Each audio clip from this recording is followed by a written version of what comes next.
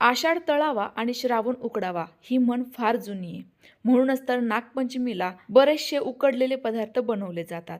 जसं की ही हळदीच्या पानात बनवलेली मऊ लुसलुशीत आतून रसरशीत पातोळी. तर या पातोळ्या मी एकदम सोप्या पद्धतीने बनवतीये. बऱ्याच जणांच्या घरामध्ये तांदळाचं पीठ नसतं, तर त्यामुळेच आज आपण कच्च्या तांदळापासून या मऊ लुसलुशीत पातोळ्या कशा बनवायच्या तेच बघत आहोत. या पद्धतीमुळे ना तुम्हाला तांदळाचं पीठ लागेल ना ते उकडावं लागेल.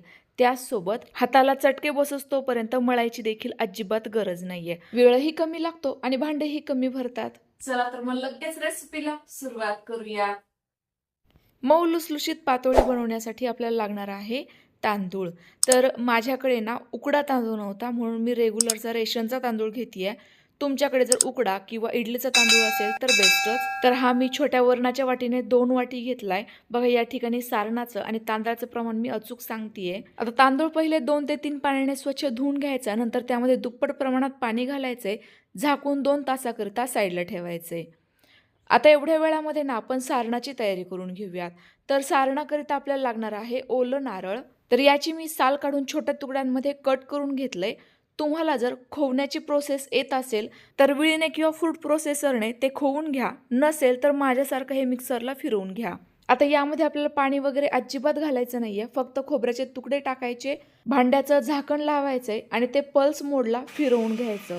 या पद्धतीमुळे ना खोबरं जास्त बारीकही दळलं जात नाही, अगदी व्यवस्थित असं खोवल्यासारखंच तयार होतं. बघा या पद्धतीने. आता आपण सारण बनवायला घेऊयात. त्यासाठी गॅसवर एक कढाई ठेवली. त्यामध्ये 1 ते 2 चमचे किंवा तुमच्या आवडीनुसार तूप घालायचं. आवडत नसल्यास डालडा पण वापरू शकता. आता एखादा चमचा खसखस घालूयात. घालणं पूर्णतः ऑप्शनल आहे. ही छान फुलली की लगेचच हे खोवलेलं नारळ घालायचं. तर ते तुमच्या माहितीकरिता मी वाटीने मोजून घेतलं. अगदी परफेक्ट असं 2 वाटी भरलंय बघा. हे जास्त पण प्रेस करून भरलं नव्हतं, हलक्या हातानेच भरलं होतं. आता हे आपल्याला छान असं तुपामध्ये परतवून घ्यायचंय, हलकसं कोरडं होईपर्यंत. यातील ओलावा बऱ्यापैकी कमी व्हायला हवा. यामुळे सारण चिकट किंवा पाणी सुटल्यासारखं होत नाही. आता यामध्ये घालूयात गूळ. तर बारीक चिरलेला 1 वाटी गूळ मी या ठिकाणी घेतलाय, खोबऱ्याच्या निम्म्या प्रमाणात. आता हा सुद्धा या खोबऱ्यासोबतच व्यवस्थित असा परतवून घेऊयात. जोपर्यंत गुळातील प्रत्येक एक खडा वितळला जात नाही ना, तोपर्यंत हे छान असं व्यवस्थित परतवून घ्यायचंय. सारण बनवताना महत्त्वाची टिप्स, एक म्हणजे यामध्ये गुळाचे खडे राहायला नकोय आणि दुसरं म्हणजे सारण शिजल्यानंतर त्यामध्ये ओलावा राहायला नकोय. हीच तर आपल्या या सारणाची परफेक्ट ओळख आहे. बघा या पद्धतीने अगदी छान असं कोरडं मऊसूत आपलं हे सारण तयार व्हायला हवंय. आता हे यापेक्षा जास्त अजिबात परतवायचं नाही. आता हे मी जरा वेळ साईडला ठेवून दिलं आणि एवढ्या वेळामध्ये बघा आपला तांदूळ हे व्यवस्थित भिजलेला आहे.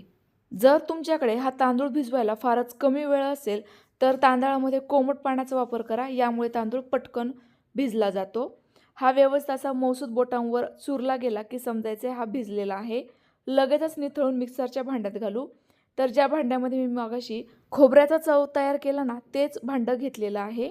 तर बघा तांदूळ हा व्यवस्थित असा निथळून घालायचा आहे, जेणेकरून यामध्ये एक्स्ट्राचं पाणी येणार नाही. आणि जर पाण्याची गरज वाटली तर ते आपण वरून नंतर घालू शकतो.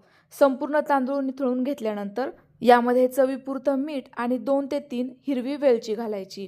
तर वेलची मी सारणात न घालता या तांदळात घातली. याचं कारण म्हणजे सारण तर चवच देतं हो, पण वरील आवरणाला तेवढी काय खास टेस्ट नसते, म्हणून मी वेलची घातली आहे.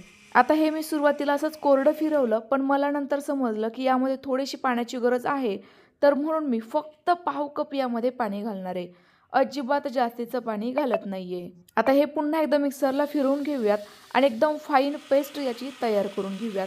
घट्टसर पेस्ट व्हायला हवी, साधारणतः या स्वरूपाची. तर बघा यामध्ये अजिबात कणी नाहीये. आता लगेचच पातोळ्या बनवायला घेऊयात.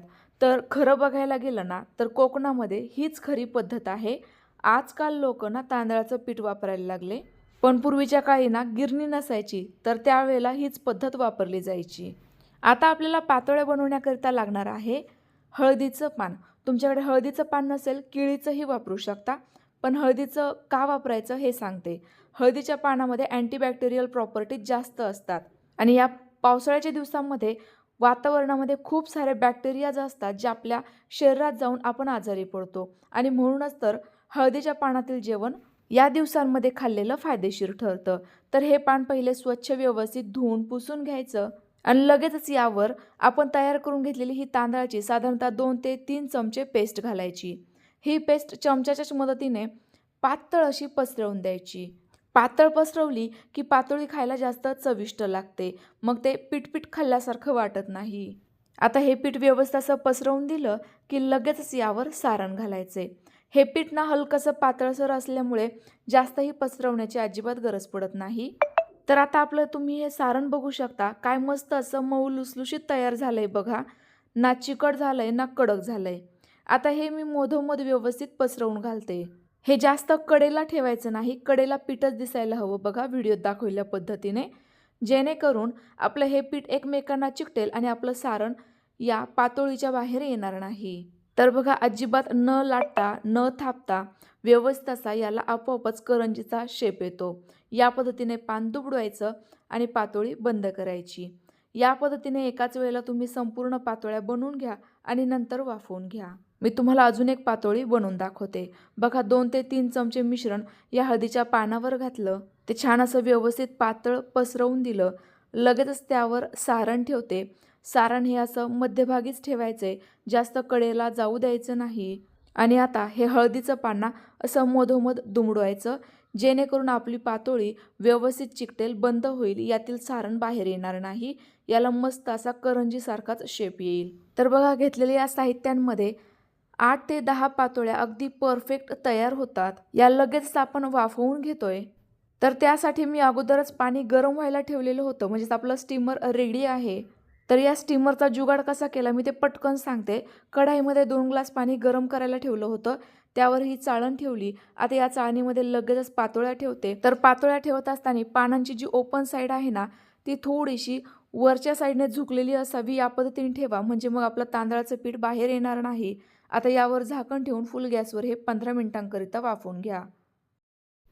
तर साधारणतः 15 मिनिटं झाल्यानंतर मी झाकण खोलून बघतीये.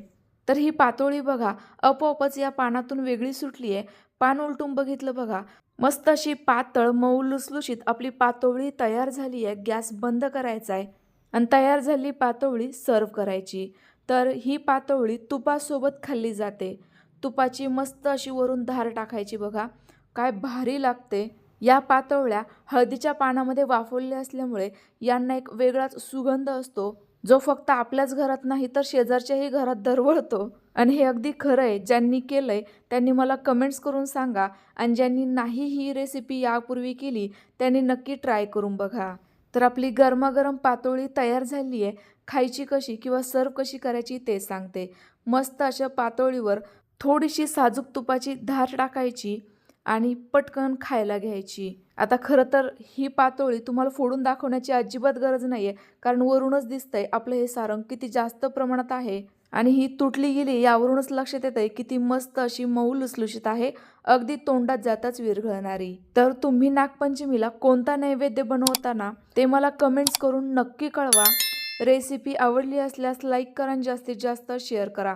माझी ही रेसिपी तुम्ही कोणत्या भागातून बघताय हे देखील कमेंट्स करून सांगायला अजिबात विसरू नका. यामुळे मला तुमच्या भागात कोणता पदार्थ बनवला जातो ना हे समजेल. तर पुन्हा एकदा भेटूयात. Bye bye.